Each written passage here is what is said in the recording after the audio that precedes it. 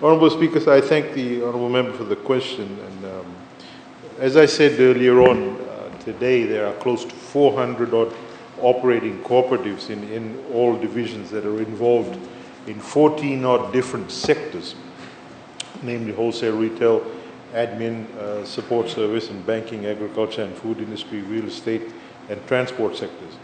Despite the setback of COVID-19, Honourable Speaker, and the wishes, and some of the wishes on the other side of the House, cooperatives actually continue to flourish. And they hold over about $133 million worth of assets.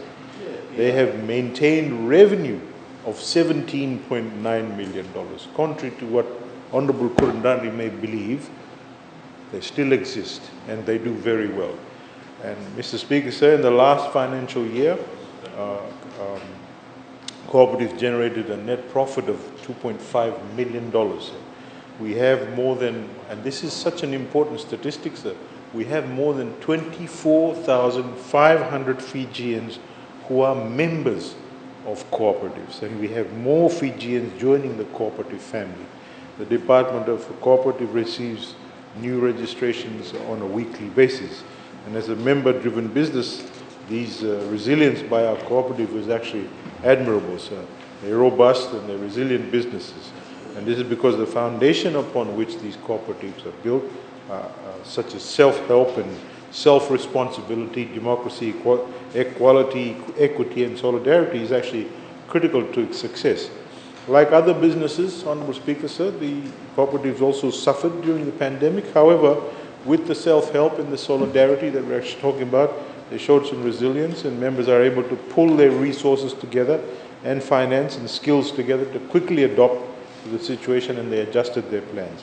The government also, we provided assistance to boost the recovery of the micro, small, medium enterprises, including cooperatives. Holistically speaking, Honourable Speaker, the support provided to the MSMEs and cooperatives, it actually ranged from financial assistance to training and a hand-holding exercise in guiding and nurturing the cooperatives in their businesses, ventures, and possible areas of growth.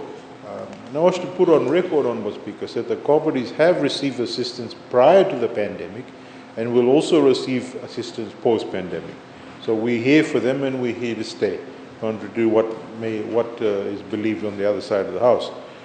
Cooperatives have received close to $300,000 through the numerous livelihood programs that we have offered by the Ministry since the outbreak of the pandemic in Fiji. And for instance, the MSME concessional loan program, $72,500 was provided to cooperatives.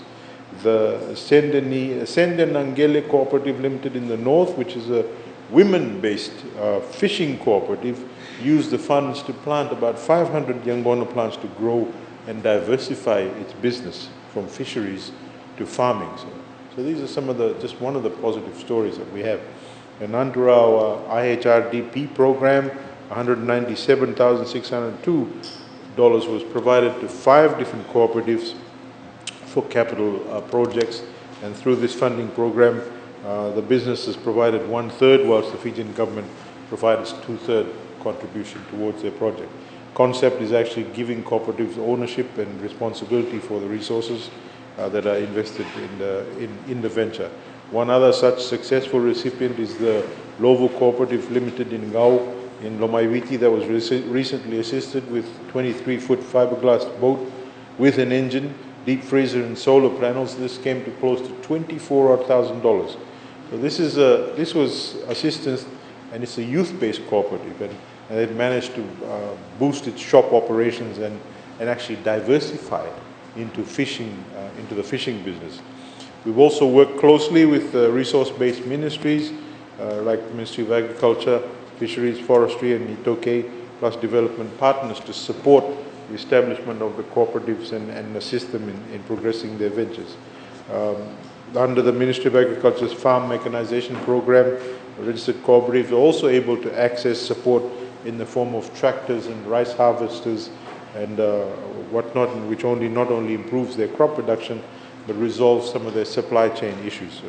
Ministry of Fisheries also has given a lot of support with respect to freezers and solar panels to cooperatives, particularly in the remote islands. Currently, the ministry is working with Food and Agriculture Organization of the UN to develop some training materials for the cooperatives. Most sugarcane, contrary to what Honorable Biman Prasad believes, sir, most sugarcane-based cooperatives now own their own sugarcane harvesters. Sir. This is made possible through the funding programs, and it was developed by the Ministry of Sugar and the Fiji Development Bank. So yesterday, Honorable Prasad yesterday claimed that we'd actually killed the sugar industry, when in fact we're finding innovative ways to keep the industry going, sir. It's a tough job, but we're keeping it going, sir. Beyond financial assistance and collaborations for the benefit of cooperatives, we've continued to offering them mentoring and guidance in terms of services to ensure that they are able to serve the business community. And during the time of movement restrictions and internal borders, we also reviewed our training in cooperative. We got them using online material, and the Zoom platform has been wonderful for us to ensure that they continue with their training. And since the pandemic, Honourable Speaker, a total of 46 trainings have been conducted, and that's benefited the cooperatives in terms of 1,561 Fijians. This is right throughout the pandemic, sir.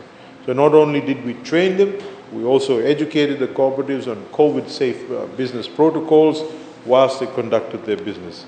We have an enormous potential for cooperatives also, again, to continue to improve, sir. Cooperatives is actually here to stay, sir. It's not an outdated business model, but it is here to stay.